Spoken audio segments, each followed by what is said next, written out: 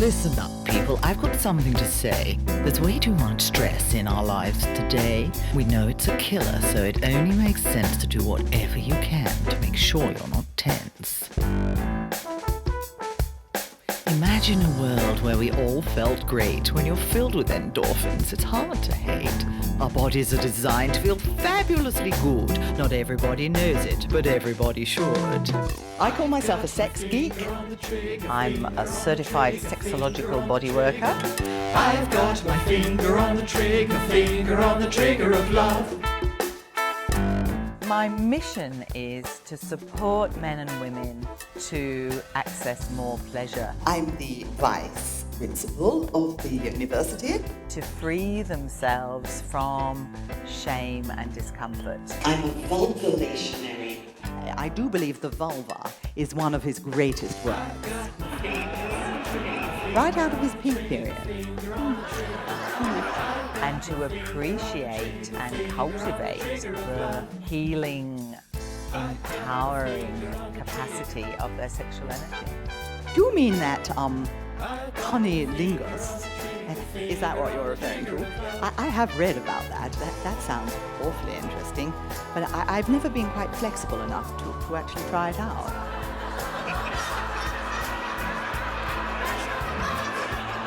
More yoga, I suppose. Making people laugh about issues that are embarrassing is one of the best ways to tickle them out of the taboos.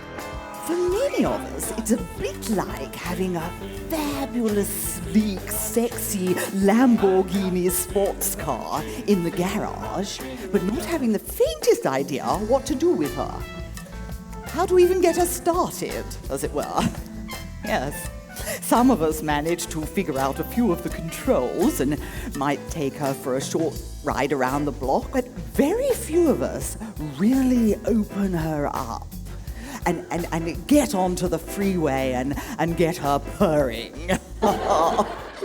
Today I'm going to describe to you the amazing collection of structures, systems and pathways in a woman's body that are elegantly designed to work together to create pleasure, arousal and orgasm.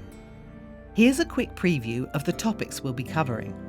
There's a lot of information, and you may want to view it over several sittings. Watch out for the key symbol. It indicates a particularly useful tip or technique that you might like to pay special attention to.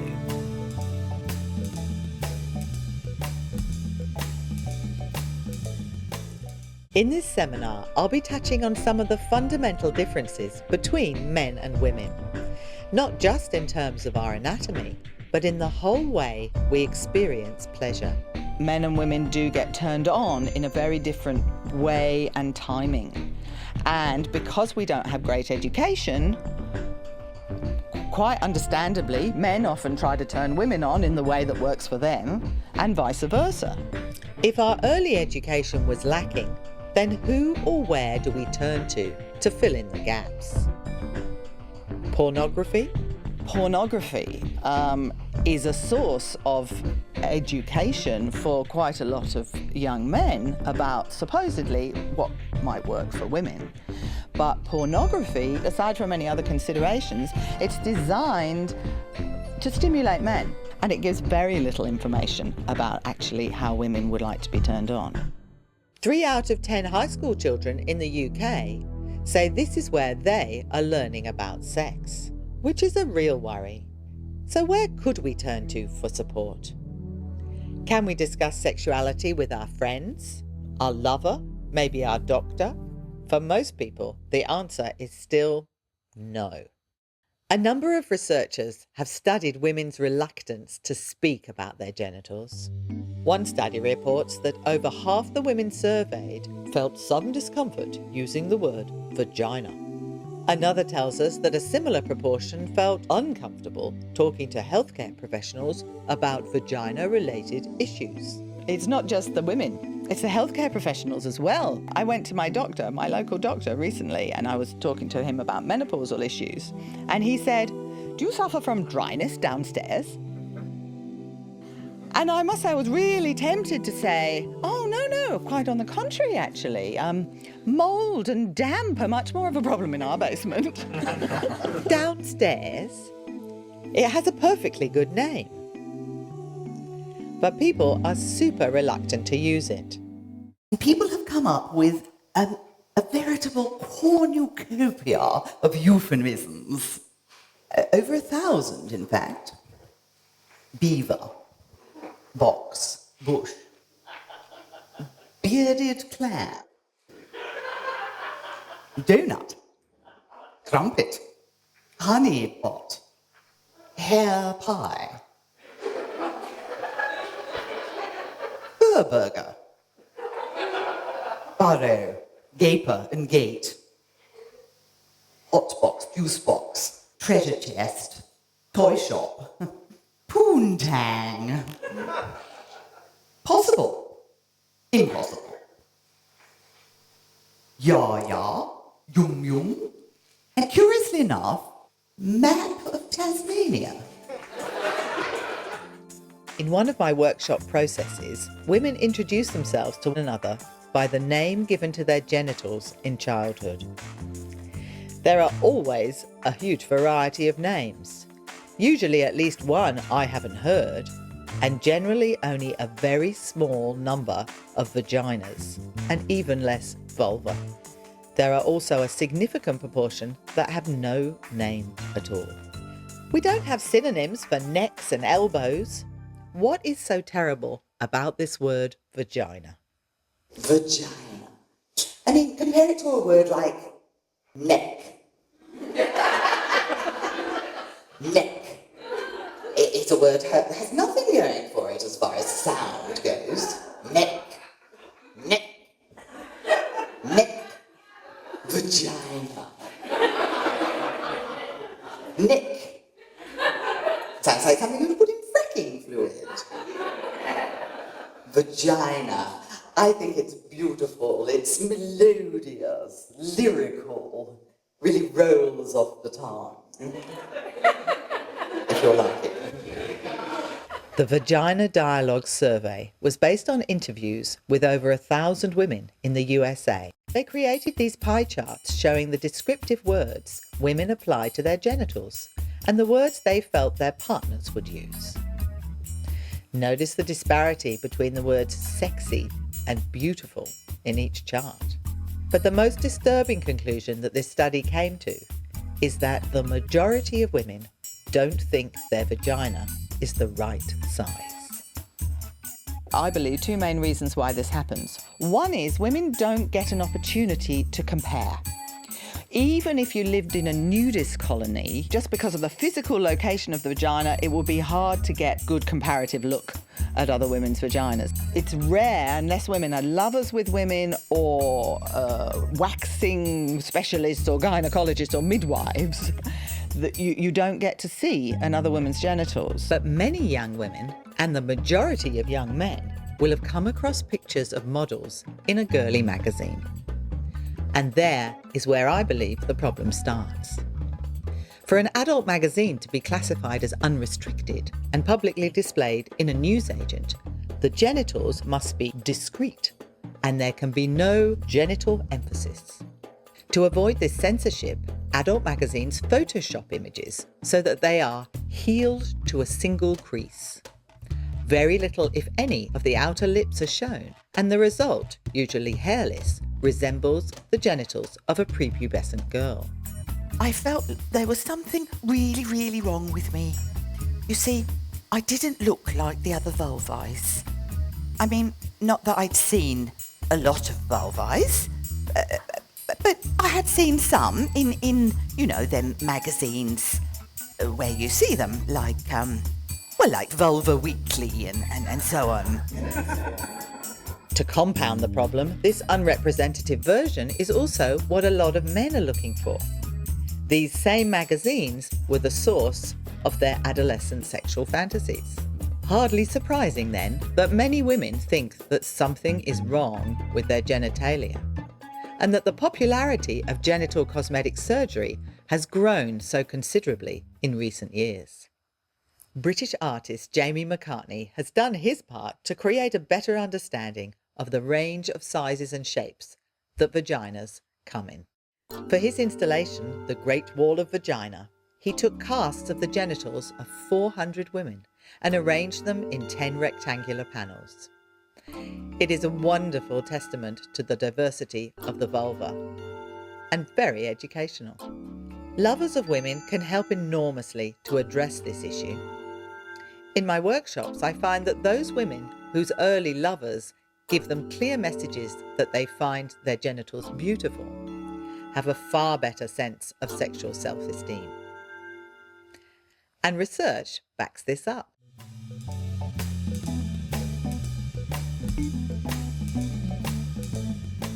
Genital self-image refers to how a woman feels and behaves in relation to her genitals. It's a good word, isn't it? You can go and say, oh, I have a great genital self-image, you know. Researchers studied the relationship between women's genital self-image and female sexual function. They looked at 6 distinct areas of sexual function: desire, arousal, lubrication, orgasm, satisfaction, and pain, or lack of it. Women who rated highest in the genital self-image scale reported greater levels of sexual function in all areas. In particular, they had more sexual energy and easier orgasms. A woman with a good genital self-image is 6 times more likely to feel sexually satisfied than a woman with a poor one. The study also showed that a woman's perception of genital odour is the most significant contributor to her genital self-image. Female genital odour received particularly bad press in the 70s with the introduction of vaginal deodorants. But it wasn't always that way. Napoleon Bonaparte is reputed to have had a very sensitive nose. In one of his letters to his lover Josephine, he begs her not to bathe until he returns home, as he wanted to enjoy her natural odour to its fullest. Scientists are showing that the nose plays a much more important role in sexual attraction than we previously understood. Although the function of the olfactory nerve, which is responsible for the sense of smell, has been documented for centuries, there is a smaller nerve that runs just alongside it that wasn't discovered until 1913. The function of this nerve is still not fully researched, but it seems to have an important connection to sexual attraction. What is clear is that it projects directly into parts of the brain that control reproduction, and when triggered, it releases a powerful sex hormone into the blood. In his article in Scientific American, called Sex and the Secret Nerve, biologist Douglas Fields makes the case that this nerve is involved in the sensing of pheromones, special chemical transmitters that play a vital role in attraction responses in all mammals. Bonaparte's sensitive nose was probably highly attuned to Josephine's pheromones, and in his view, the more, the better.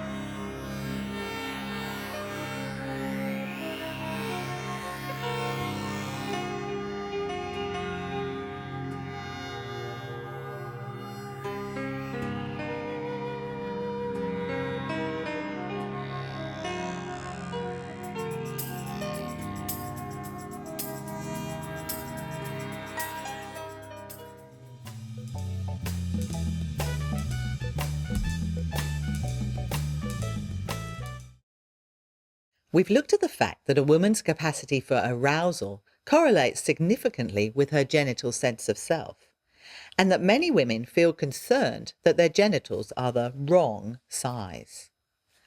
But what is the right size? Is there any such thing as normal? No. Just as with any other part of the body, our genitals come in a huge natural range of shapes and sizes. So let's have a look at that range. But first, I'd like to make sure we know exactly what we're measuring. Trick question. When is a vagina not a vagina? Answer: most of the time.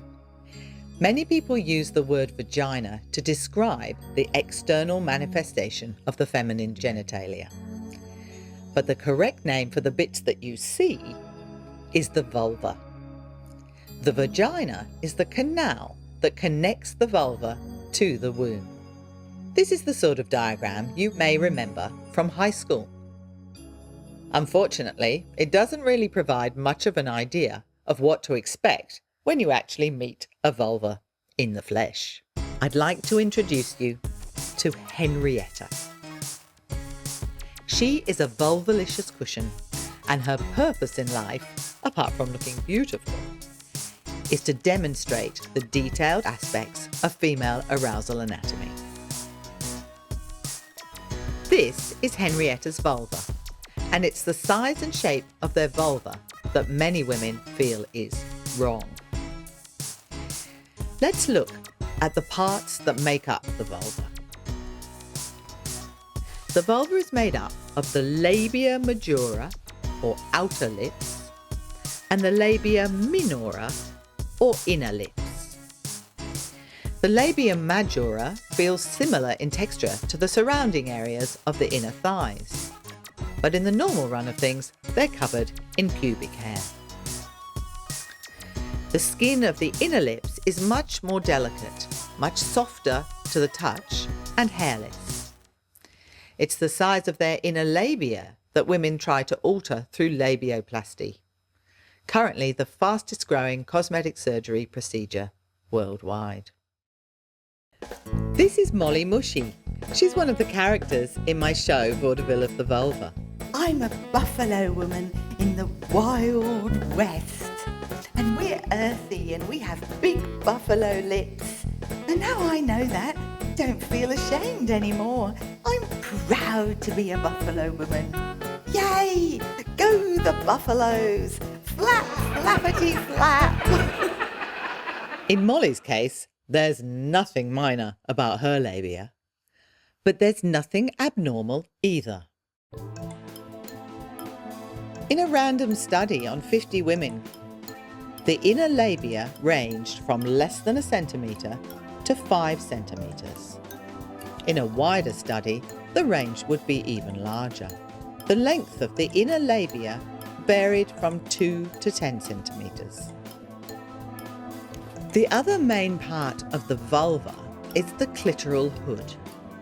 These are the folds of flesh that lie over the clitoris.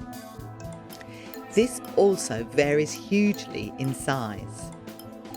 This is Mariana, and in her, the clitoral hood is quite short and her clitoris is exposed. In some women, the hood is very long and the clitoris is completely hidden under the folds of skin.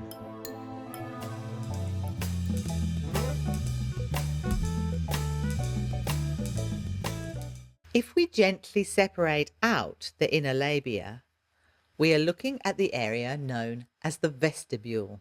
Just like in a church, the vestibule is the antechamber before we enter into the main area of worship. Here we can see the entrance to the vagina and just above it, the opening to the urethra. The urethra is the tube that runs from the bladder and through which urine exits the body. Its precise location varies and it may be just above or right at the entrance to the vagina. In Henrietta and all the vulvalicious cushions, we can also see the position of 2 sets of vestibular glands, both the greater vestibular or Bartholin glands and the lesser vestibular or Skene glands are responsible for genital lubrication. In most women, these glands are hard to see with the naked eye. Another distance that the researchers measured was from the clitoris to the urethra. In their sample, this distance varied from 1.6 to 4.5 centimetres. But there's more to this statistic than simply an indication of the range of normal. In some women, the distance between the clitoris and the vaginal opening is a key to their ability to orgasm during lovemaking.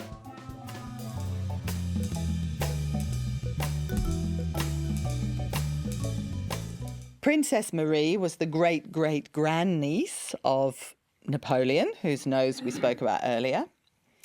And she underwent an operation to have her clitoris moved closer to her vagina. You see, when her husband, Prince George of Greece and Denmark, did his brief but princely best to produce an heir for Greece and Denmark, Marie did not have an orgasm. And as a result, she considered herself to be, in her terms, frigid. I think we could hazard a guess that she did have orgasms at other times because she investigated the distance between women's clitoris and their vaginal opening. She did a survey of 243 women. This was in the 1920s. Women didn't do surveys, they didn't do research. She was a princess and she had a lot of money, so she did. She published her findings under a pseudonym. She put a paper out called Considerations on the Anatomical Causes of Frigidity in Women. And she reported that women with short distances between the clitoris and the vagina achieved orgasm easily during intercourse, while women with a distance of more than 2 centimetres did not. Alas, but not altogether surprisingly, Marie's operation was not a success. If only she'd had access to the teachings of some of her ancestors.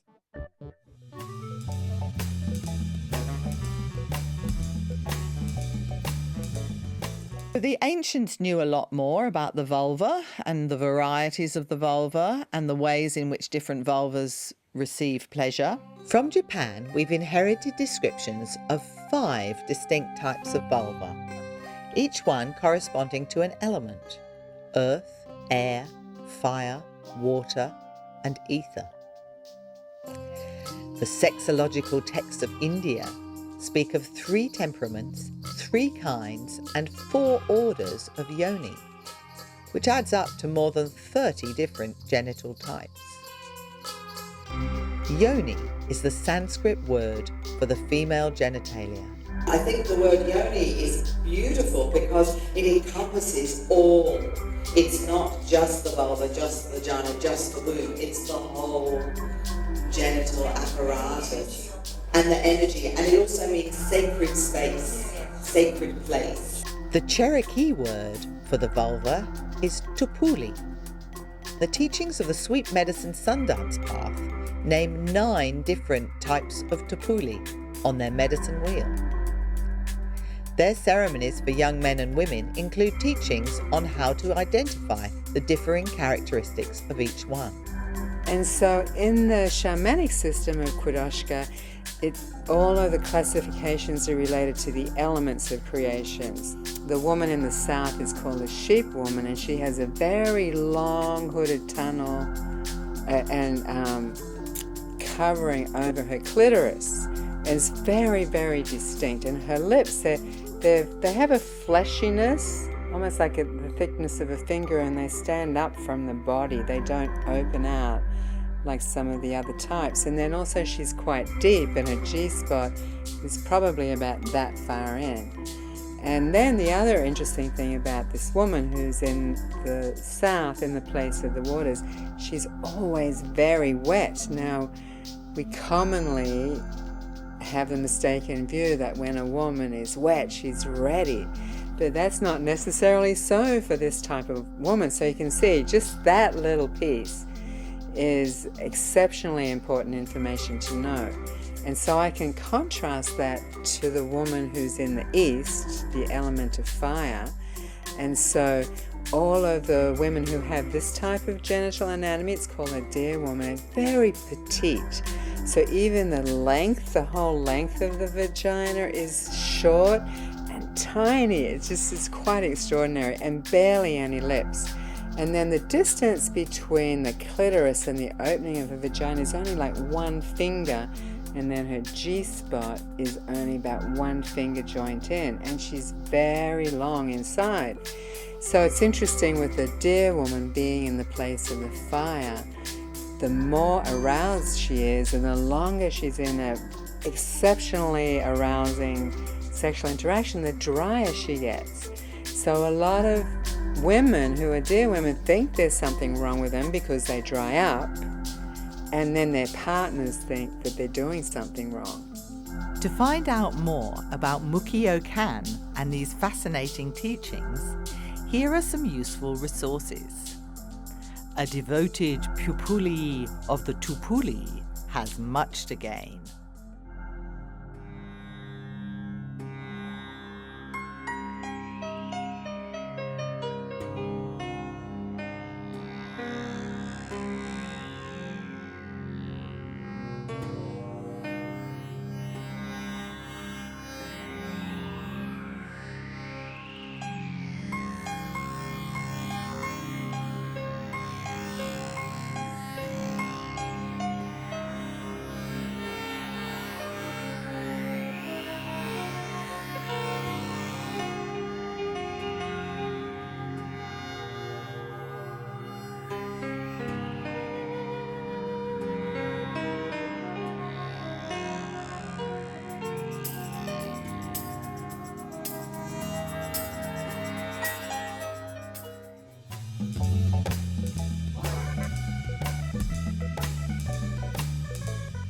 Princess Marie was actually right in her hunch.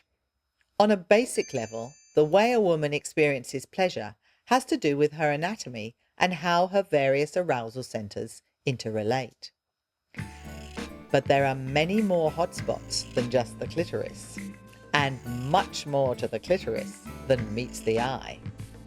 Quite literally. Take the clitoris, please.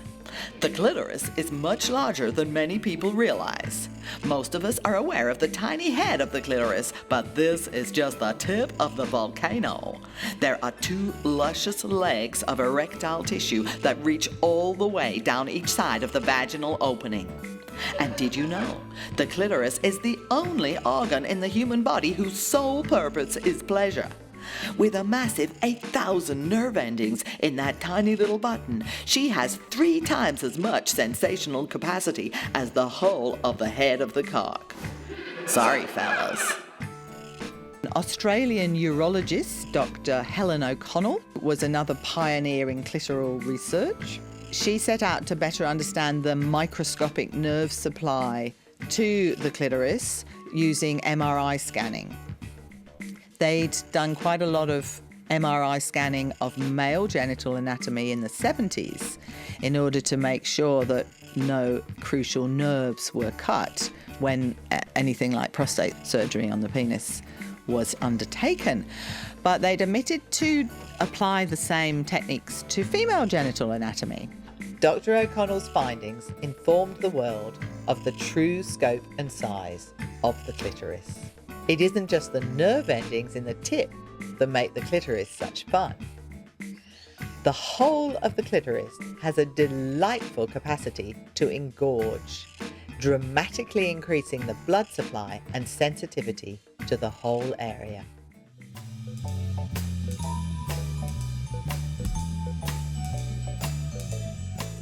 You are probably familiar with erectile tissue. Awfully clever stuff. But here's what you may not know. Men do not have the monopoly on erectile tissue. Women have just as much, but more cleverly disguised. Erectile tissue is a special kind of tissue that swells and grows bigger simply because blood flows into it and can't get out. It's called corpus cavernosum, and what it has is spaces or caverns within it which then get filled up with the trapped blood, and the veins on the outward side of erectile tissue close down, and the arteries on the input open up, so more blood gets in more quickly and can't get out. As well as becoming larger, Tissue that is engorged with blood becomes more and more sensitive to stimulation. It feels good, really good. I'd like to take you on a tour of these delightful tissues in a woman's pelvis. First of all, there's the clitoris, the glands, the shaft, and the legs. The total length of the clitoris can measure over 12 centimetres, with the legs making up 5 to 9 centimetres of that distance. But I promised you more hot spots than just the clitoris. Do you remember the vestibule, the antechamber before we enter into sacred space? Well, meet the vestibular bulbs. These two pendulous bulbs of engorgeable tissue lie under the flesh of the outer labia. And rather like flower bulbs, the vestibular bulbs may seem dormant, but when the conditions are right, they swell forth into life. But wait, there's more. Women have 2 more sections of erectile tissue above and below the vaginal opening. There's a special cylinder of erectile tissue that surrounds the urethra. And this has an important practical function. Honeymoon cystitis is an uncomfortable bacterial infection that can affect women after frequent or prolonged sexual intercourse. Many women have suffered from it at one time or another. When there's a lot of action going on in the vulva and vagina, there's considerably more risk of foreign agents finding their way through the urethra into the bladder, or even more dangerously, the kidneys. Enter our cylinder of erectile tissue, cleverly designed to squeeze the urethra shut as the action pops up. The only flaw in the plan of this protective mechanism for those vital organs is that it relies on arousal to engorge. No arousal means there'll be no protective squeeze taking place. As my capacity for arousal has increased, and also my willingness to be clear with my lover when I wasn't ready or had had enough, so my tendency to get cystitis has dropped away.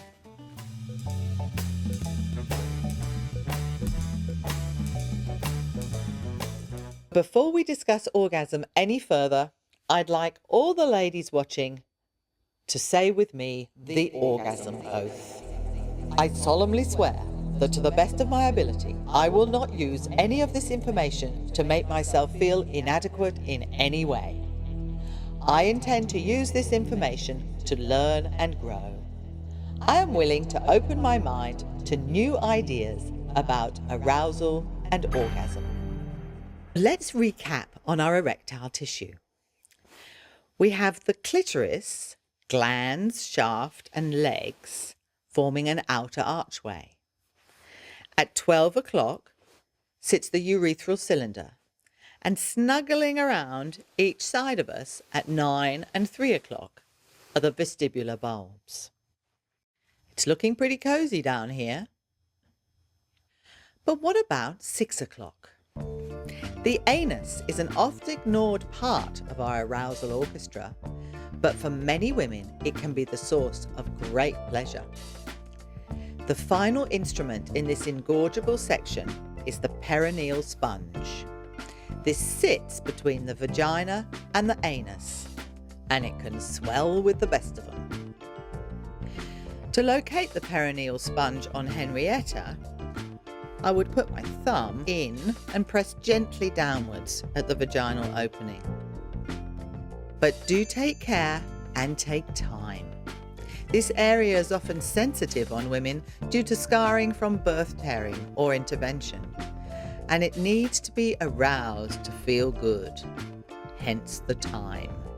Now that we've found our erectile tissue, what are we going to do with it? We're going to get us some tight pussy. Here we see all the erectile areas at rest. Here they're somewhat aroused, and here fully engorged. Notice how the entrance to the vagina is squeezed tight on all sides by highly sensitive, highly delicious, engorged tissue. Very nice. and very tight. Especially nice when penetrated, both for the penetrator and the penetratee. Guys, this is why many women say that size does not matter. And ladies, please, don't have cesareans to preserve your pre-baby pussy. Developing your erectile tissue is a much more effective strategy. But the fun doesn't stop there. This cunning quartet of pleasure spots is one of the reasons women are multi-orgasmic. When one section fires, we still have 3 to go. Ladies, it's not so much the resting size of your vagina that makes a difference. It's her capacity for arousal.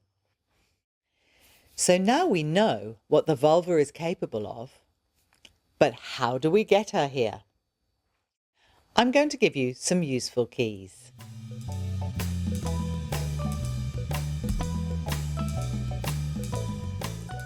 The first important factor, and maybe the most important factor, is timing. Some women can get quite aroused quite quickly, but to get to full engorgement takes time. Lots of time. The lovely gestures and flourishes that people do in courtship radically boost a woman's orgasmic potential. Foreplay is the name commonly given to the delights of kissing and caressing and fondling that begin an erotic encounter. But for women, it's increasingly understood that this is an intrinsic part of lovemaking. A new understanding suggests that this time is crucial for a woman's full arousal, and these activities are physically and emotionally fundamental to women's vibrancy. It may take time, but it's usually time well spent. And here's another clue. A woman does not need constant stimulation. In fact, quite to the contrary.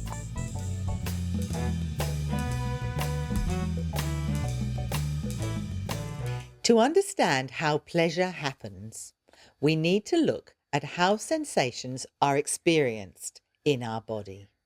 Nerves are the pathways in our body that carry information to and from our brain.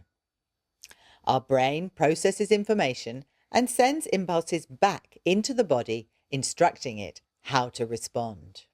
Our autonomic nervous system, or ANS, is the special network of nerves that take care of a range of crucial activities like breathing and digesting. The ANS keeps our heart pumping and our organs and our glands operating. It also sends messages to our genitals that create arousal. A pleasurable touch to the genitals, or even a pleasurable erotic thought, sends a signal to the ANS to start up a series of subtle changes throughout a woman's body. But although I can tell my hand to stroke my body in a certain way, I can't tell my genitals to turn on as a result. This is because the function of the ANS is largely outside of our conscious control. But there are ways we can affect its operation.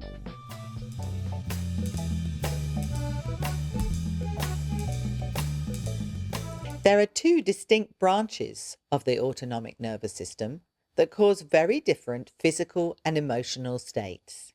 The sympathetic is also known as the fight and flight mechanism. It's definitely the part of the nervous system that deals with excitement. It doesn't just deal with fear-based, danger-based excitement. The sympathetic nervous system gets activated if you do a lot of exercise. It gets activated if you're sexually aroused. But for states of really high arousal, it's only one part of the picture. We've got the parasympathetic nervous system, which is also known as the rest and digest. Parasympathetic pathways calm the heart rate, lower blood pressure, and support digestion. It's also the part that we would activate if we were going to meditate or do yoga or something like that. And it's that decreasing in neural firings and soothing and savouring kind of quality to it. It's responsible for physically dilating the blood vessels that allow more blood into that yummy erectile tissue. It's also responsible for the relaxation response, something that's increasingly being recognised as absolutely essential for a woman to experience high arousal. We're going to actually need to play both sides of a woman's nervous system to get her fully engorged. We'll get her partially engorged by excitation, but we won't get her fully engorged unless we're playing both with excitement and periods of resting, not sort of going down in our excitement, but kind of resting and enjoying and savouring. Full arousal in a woman's body involves a delicate minuet between the sympathetic and parasympathetic nervous systems. We need some sympathetic activation to get sexually excited in the first place, but then it needs to take a back seat for a while the parasympathetic nervous system opens the blood vessels. More excitement gets us further aroused, and then we need some more time to savour the experience, relax, and engorge further. But if the function of the autonomic nervous system is involuntary, how do we have any say in this process?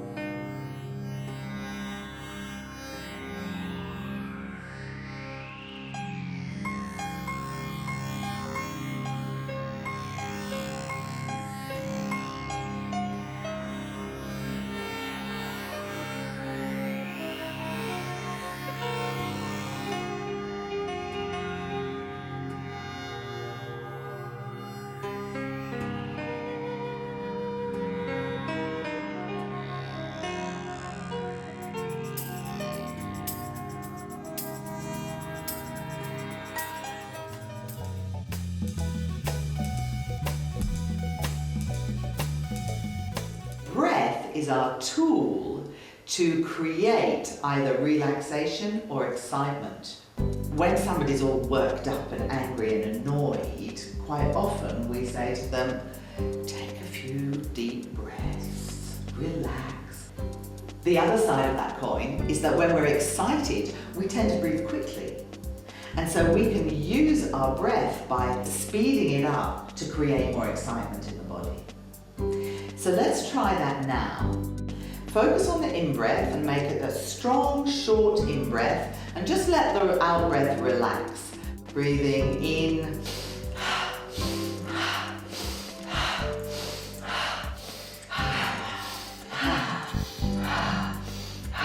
and relax, and just tune into your body and notice what you feel. What sensations do you notice running in your body? Is there something different in your experience? Sort of tingly. Yeah. I feel more alive. Perfect. Yes, yes. And that's exactly how we use this breath. We can use this breath to make us feel tingly and alive. And when we're in a sexual situation, we can choose to use this breath in combination with the squeezes to send energy around the body and to increase our excitement. Let's contrast this with a slow, relaxing, calming kind of a breath. We're going to breathe in slowly and relax with a sigh. So let's do that together.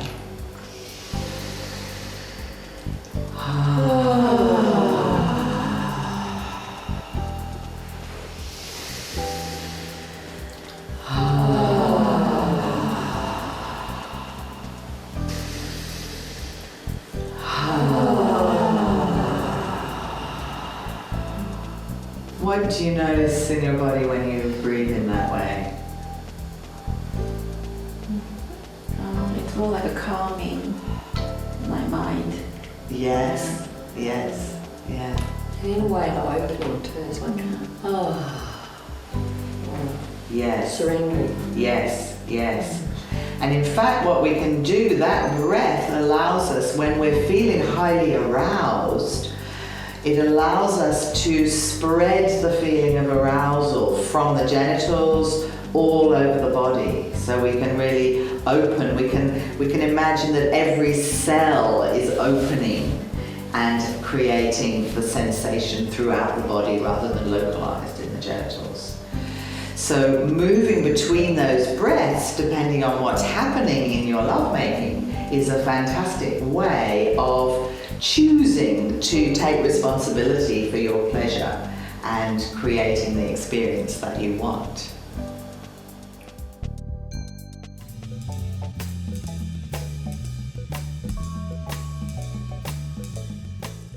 And one final key to getting these erectile tissues in tip-top form is to give them a good workout. There's an exercise that every woman needs. It's called the Kegel, the pelvic squeeze. It's great at any age. Let's make it all the rage. It's good for you, it's fun and it's a breeze. You can do it in the bank or on the bus. You can do it with a minimum of fuss. Just find the muscle you'd locate when you don't want to urinate. And squeeze, squeeze, squeeze. Activating any muscle increases blood flow, and squeezing around those yummy erectile tissues will support them to spring into delicious sensitivity. Now this Mula Bandha, she is also called pelvic floor muscle or PC muscle exercise. In America, they are calling Kegel. But I tell you, whatever you are calling, this is ectum #1 finest, best quality exercise. Okay, so first we must be finding this PC muscle. Well, when I say we, actually each one must be doing this individually for themselves. But I will be helping. It's so easy. It's the muscle you locate when you don't want to urinate. Okay? Got it? Okay. So, squeezing up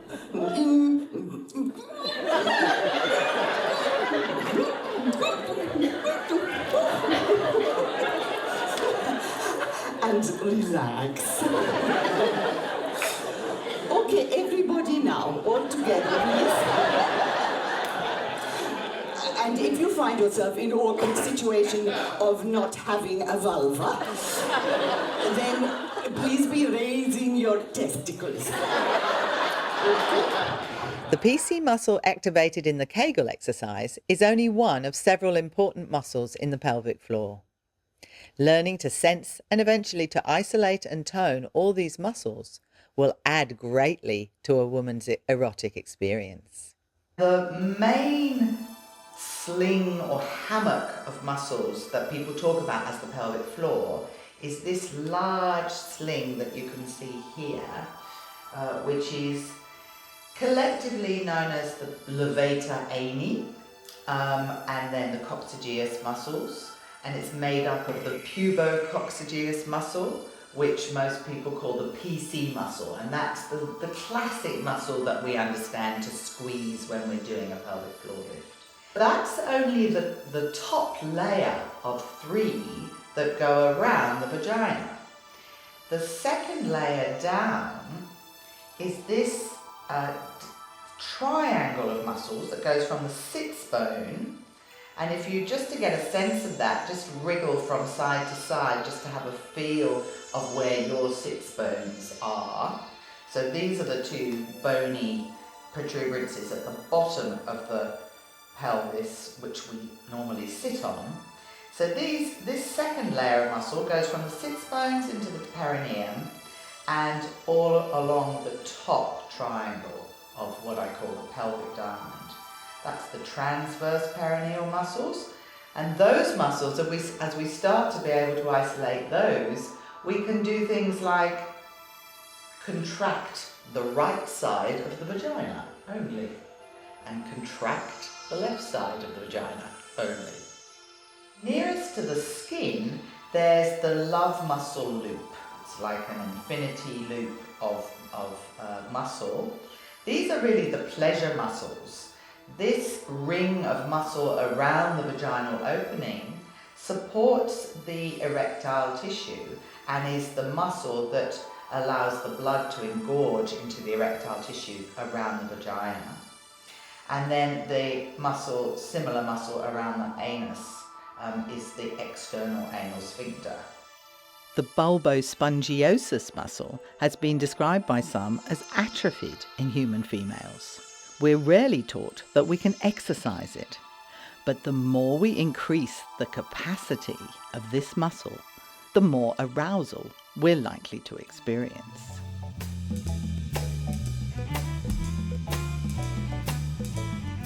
Women in a variety of cultures have inserted crystal eggs or balls into the vagina to develop the dexterity of the powerful muscles within.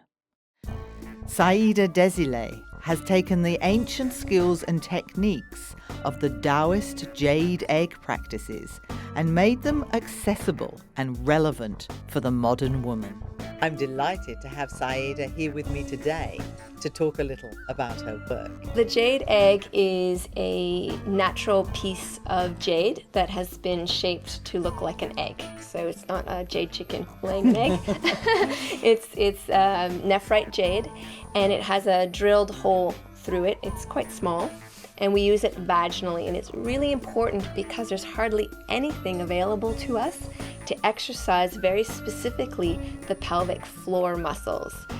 Belly dancing comes close, Pilates comes close, but jade egg is like the miraculous little exercise tool for women. And the other piece to it is that as a tool, it really starts to reconnect our conscious mind with what's actually going on in the pelvis. And to me, this is essential because without feeling our arousal cues, without actually knowing what's going on, we're not really tapping into the unlimited pleasure potential that's hidden in this part of our body. So the jade egg is a great tool for accessing this.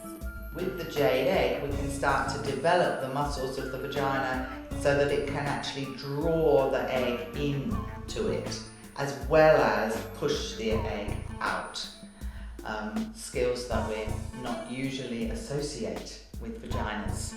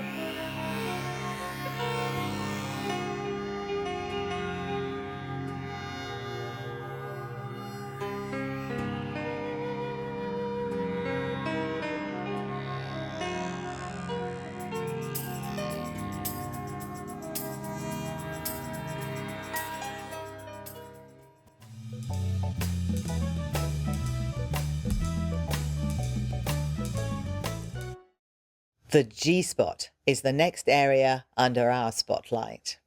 If the erectile tissue is the string section of our orchestra, the G-spot provides some deeper bass tones. But for those who have difficulty finding the G-spot, hold tight. Help is on the way. There are several good reasons why you may not have found it yet. Speaking about the G-spot goes hand in hand with speaking about female ejaculation.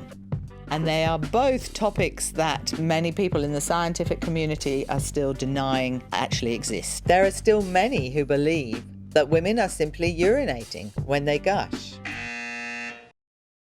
Ancient cultures around the world have left a number of records showing that they knew well of a woman's capacity to ejaculate and viewed it as natural, normal, and even healing and sacred. The ancient Greeks named the inner labia nymphia, or water goddesses, and they believed that for conception to take place, the seed or ejaculate of the male needed to mingle with the seed or ejaculate of the female. Taoists regarded the woman's fluids as being vital for her and her partner's well-being. They speak about 3 waters. The first water widens the river. The second water is the water of higher arousal. The river flows. And the third water that comes with the height of orgasm is described thus: the river overflows its banks with life-giving nourishment. It seems that in Japan, a woman's ejaculate was also revered. Woodcuts from the 16th century depict ejaculation bowls, vessels with dildo attached, presumably to allow a woman to release and collect the precious fluid herself. And Tantra is another tradition in which the power of female sexuality was deeply honoured. Amrita, the nectar of the goddess, was considered a sacred female erotic fluid, and female emissions were depicted in tantric temples in India over 1,000 years ago.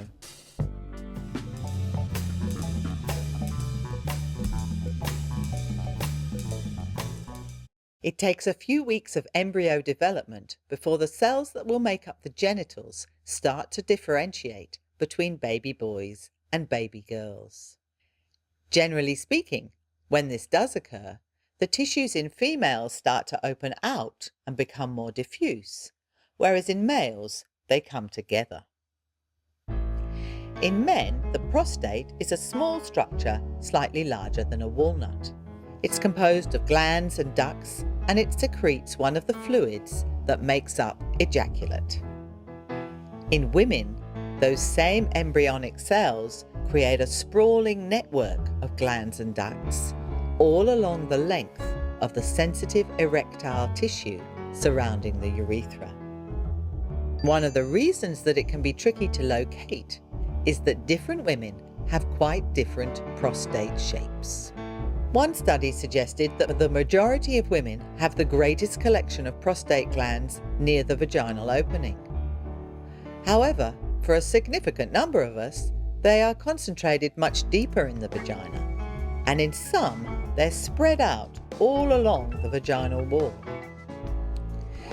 Good news for those who love to gush is that the more you use them, the bigger they get.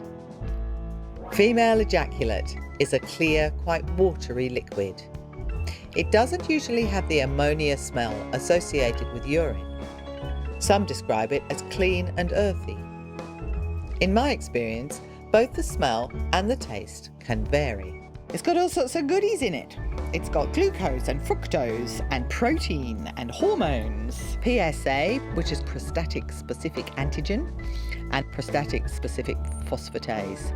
They used to use the presence of PSA as forensic evidence that intercourse had taken place. If PSA was present in a woman's vagina, that was considered to be proof that intercourse had taken place. Now they don't, because they've figured out that we make it ourselves. And one of the things that's confusing is that the quantities produced can be anything from about a teaspoon to several cups.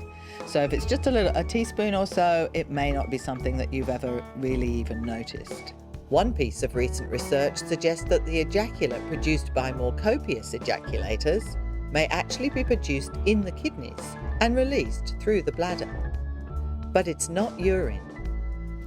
Arousal is thought to produce an enzyme that changes the composition of the fluid that the kidneys make, so the liquid released is the clearer fluid of ejaculate.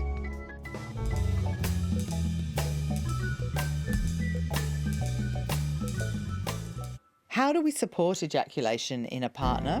One thing is really great not to have it as a goal, because that's one great way not to achieve anything sexually. The movement that is recommended is classically called the come hither movement. Using that on the upper ridge of the vagina. And the cushions as well do have a tactile representation of the tissue of the G-spot, because it has a different feeling to the rest of the vagina. It's sort of more ridgy. So if you want, you can feel that differentiation.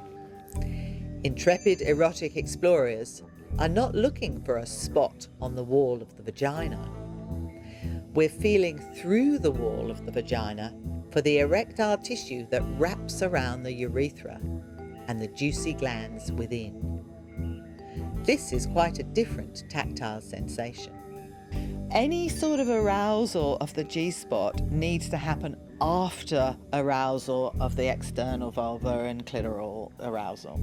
Start too early and you'll just be stimulating the urethra directly, which at best will be a non-event and at worst downright annoying.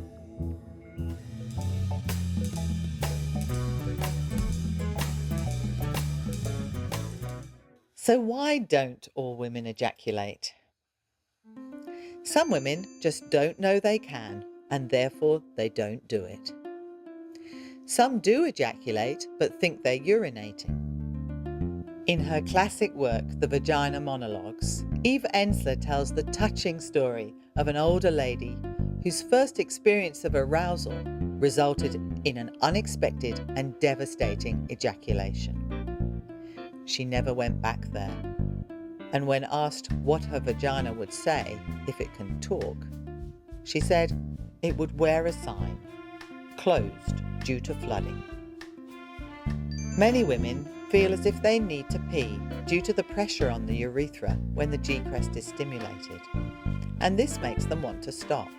Just before ejaculating for the first time, if this is not something you're familiar with, it'll be like, oh no, really now I have to pee. Have yourself in a situation where if you did pee, it would not be a problem. I.e., in the bath, outside, on the bed but with loads of towels. So kind of psych yourself up to a place of, okay, I could pee now. It'll be all right. And that way, you'll be able to let yourself go enough to experience that. Some women are numb in their G-spot.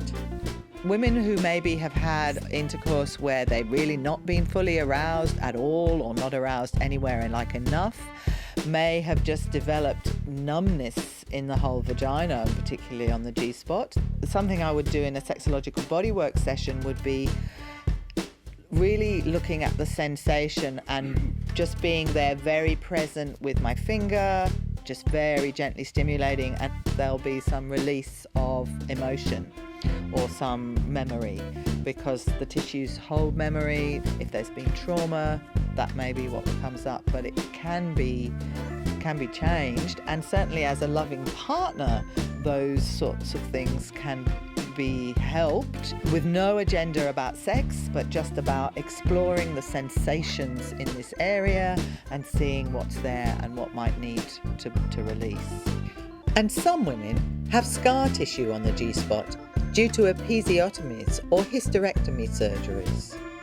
This too can be healed and sensation restored by a sexological body worker trained in scar remediation therapy.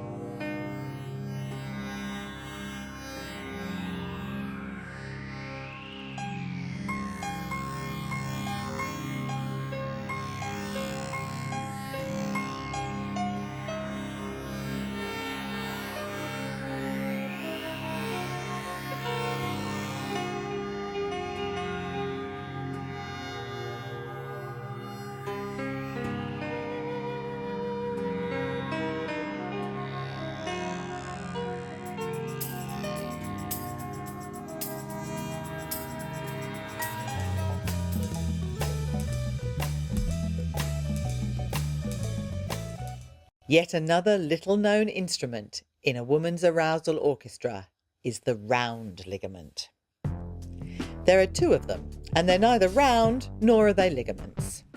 Two slender ropes of connective tissue run from the womb or uterus to the sensitive erectile tissue in the outer labia, passing over the pubic bone in front of the abdomen.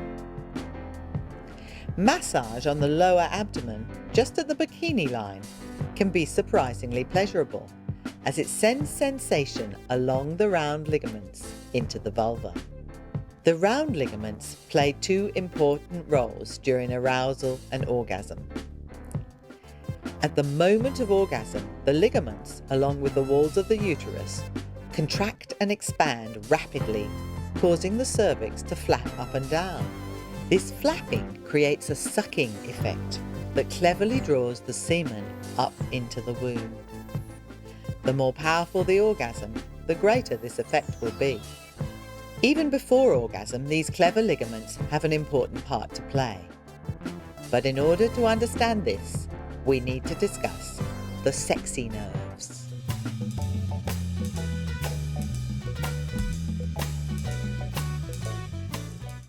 As we discussed earlier, nerves from the genitals send information to the brain to tell it about the sensation that's being experienced. There are actually 4 main nerves which innervate the pelvis in the female. The external genital or pudendal nerve transmits messages to and from the clitoris and the labia, the vaginal opening and the perineum. As its name suggests, it innervates the outer area of the genitals. This is the same nerve that innervates the penis. So for men, and for women in fact, the easiest orgasms to achieve are mediated by this nerve.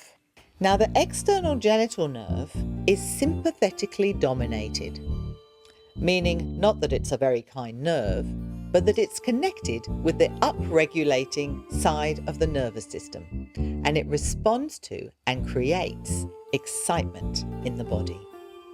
The pelvic nerve, however, innervates the deeper parts of a woman's pelvis: the vagina, the urethra, the bladder, the prostate, the cervix, and the uterus. This deeper nerve is parasympathetically dominated. It's connected to the dreamy, down-regulating, calming, and relaxing side of the autonomic nervous system. These fundamental differences in the 2 major nerve pathways reinforce the importance of playing both parts of the arousal equation. Notice in the diagram the point where the pelvic nerve enters the vagina. In an unaroused state, the cervix sits in front of this potent plexus of nerves. Vigorous penetration in this state will result in vigorous banging on the cervix, not an activity that the cervix particularly enjoys. But remember our friend the round ligament? During arousal, the round ligament contracts, drawing the uterus and hence the cervix upwards and exposing these deliciously sensitive areas. Unlike the cervix, these nerves love vigorous stimulation. I couldn't understand why sometimes I would have penetrative sex and it would be painful. And sometimes it would seem like the total same thing was happening and it would be fantastic. It was all to do with my arousal, that in the first situation I wasn't aroused enough to be able to cope with deep penetration. If I'm aroused enough, then that exact same situation is just different internally because the round ligament has pulled back the uterus, the cervix is out of the way, and that pounding is happening on the O-spot, on that plexus of nerves. Interestingly, in the final stages of labour, the emerging baby's head pushes on this very same plexus of nerves, stimulating the pushing reflex that will bring it out into the world. Another interesting fact well known in midwifery is that singing or sounding with an open throat will help to open a cervix that's failing to dilate during childbirth. The pelvic nerve originates in the hypoglossal nerve, which exits the back of the skull at the occiput in the back of the neck and controls muscle tone in the back of the throat. This gives us yet more clues to support arousal. Opening the throat in joyful sound frees the hypoglossal and thus the pelvic nerve and supports deep genital sensation. Massage at the back of the neck can also help this.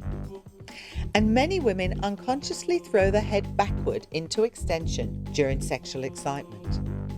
This is not recommended as it may cut off the hypoglossal nerve and diminish sensation in the pelvis. The hypergastric is the third nerve related to sexual arousal. It also transmits sensory stimulus from the uterus, the cervix, and some parts of the vagina. And then the vagus nerve. There were women who had had complete spinal cord breaks, and the first 3 nerves we looked at come through the spinal cord, who were still curiously able to achieve orgasm. And that's when they realised there must be something else in play, and the vagus nerve doesn't come through the spinal cord. What does all this mean? We're not likely to be mapping the nerves that are activated during our lovemaking, but the existence of 4 separate nerves with different characteristics that end up in different areas of the brain does tell us there are many pathways to arousal and orgasm, and many and varied different experiences of these delights. Naomi Wolf, in her excellent book, The Vagina, A New Biography, suggests that the concentration of nerves in different genital areas can be very different for different women. She maintains that some women are naturally wired to experience more pleasure from the clitoris, some more pleasure from the vagina, the G-spot, the deeper areas of the vagina around the cervix, and some from the perineum and anus. This is simply due to having more nerve pathways in different areas. By exercising these muscles, we actually grow more nerves, more erectile tissue, and more prostatic ducts. And by exploring with breath, exercise, visualization, and different types of stimulation, we can develop whole new neural pathways and even further our capacity for pleasure.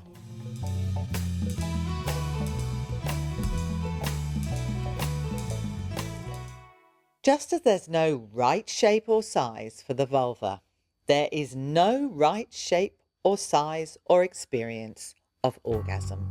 This chart shows the classic Masters and Johnson impression of the stages of an orgasm for women. And these charts show how sex educator and performance artist Annie Sprinkle charts some of her orgasms. In my view, these charts offer a much more realistic picture of the infinite variety of possibilities. One of my teachers suggested to me that I make a point of acknowledging all my orgasms, whether they be little blissgasms or laughtergasms that arise like a tickle from a touch or a fragrance or a look, to massive earth-shattering megagasms that appear to change the very structure of the universe. It's been a really useful practice, and it's made me more orgasmic. So I encourage you to take it on. The answer to, was that an orgasm, becomes almost always, yes.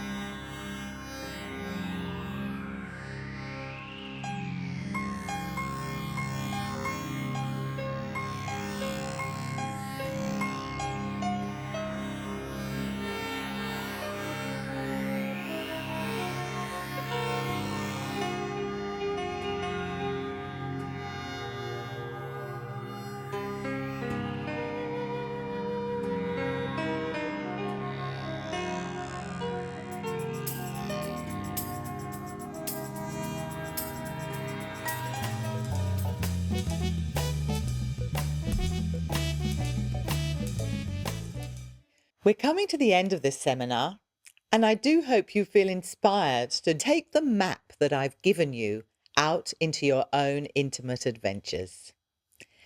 There's always more to be discovered, and even during the filming process, more information has come to light that I'd love to share with you. But that's going to have to wait for a second seminar. To the ladies who are watching, I'd like to invite you to set aside some private time in the next few days to explore your own beautiful body using the information and insights that you've gained today. Give yourself the luxury of a whole hour of uninterrupted you time. Create a beautiful space worthy of the goddess that you are. Maybe you'd like to light some candles, have a pleasing fragrance burning in an oil burner. Put on some music that makes you feel delicious, and gather some oil or other lubricant that you enjoy, and possibly a mirror if you'd like to admire your unique, intimate beauty. Maybe buy yourself some special flowers ahead of time, and if possible, enjoy a relaxing bath or shower before you begin.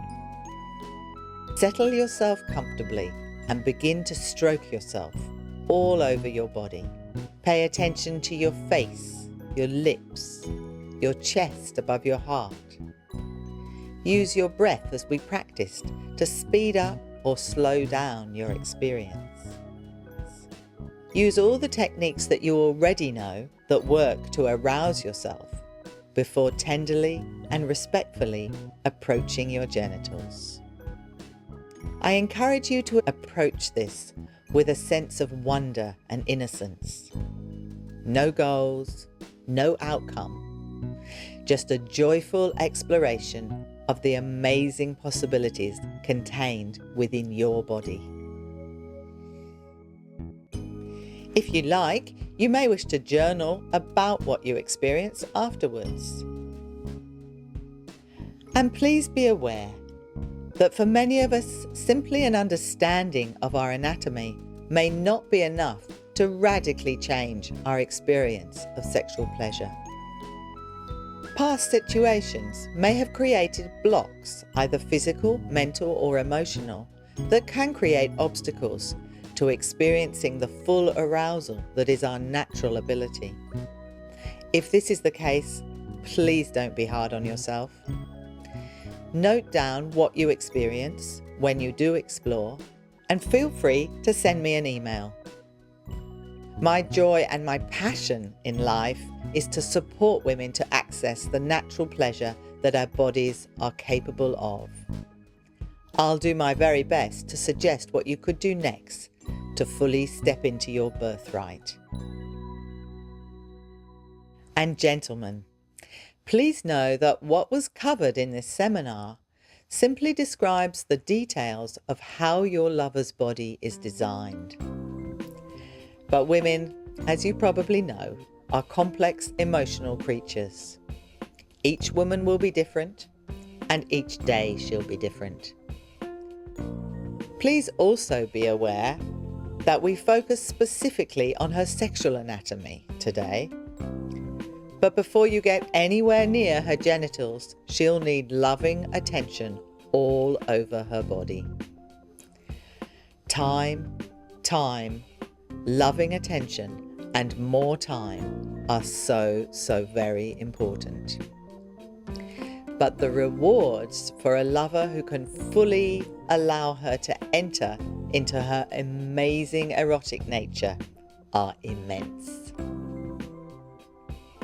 Wherever you take this, I wish you the absolute best on your journey, and I look forward to supporting you further to open more gateways to pleasure in your lives. Bye-bye. One more thing.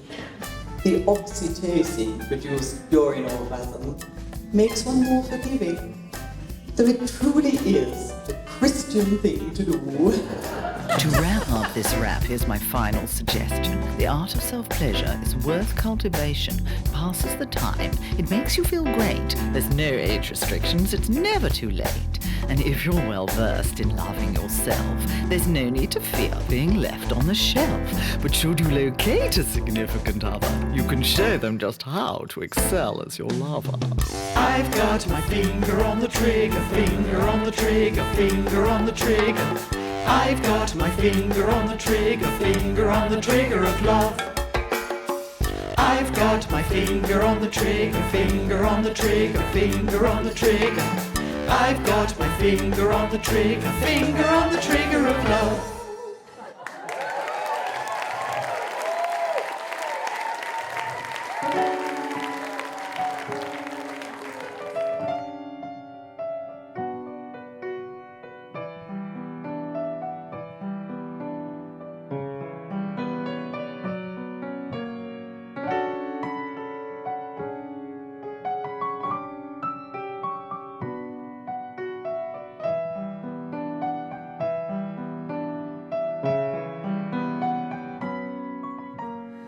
Oh, how I long for your velvety tongue to unzip my lips from base to tip.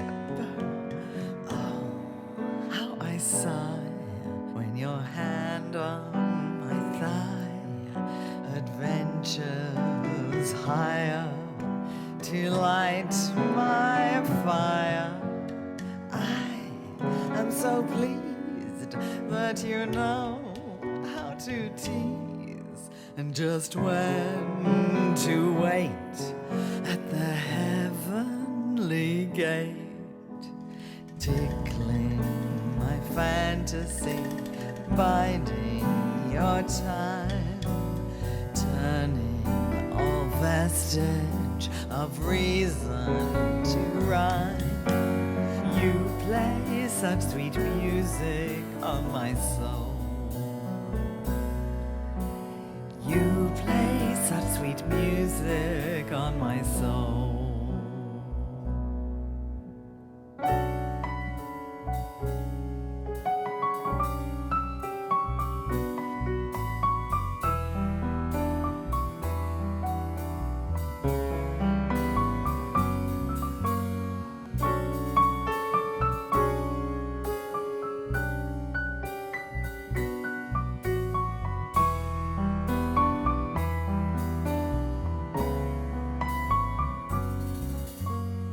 Yes, I am blessed as your silky caress skims and swirls near my sacred pearl. How I hum as your fingers and thumb connect the dots that get me hot. Oh, how I squeal at the fabulous feel of soft skin stretched tight over hard delight, pushing my envelope, riding my tide, sliding and squeezing, probing and pleasing, gradually easing your way inside. You play such sweet music, such exquisite music. You play such sweet music on my soul. You play such sweet music on my soul.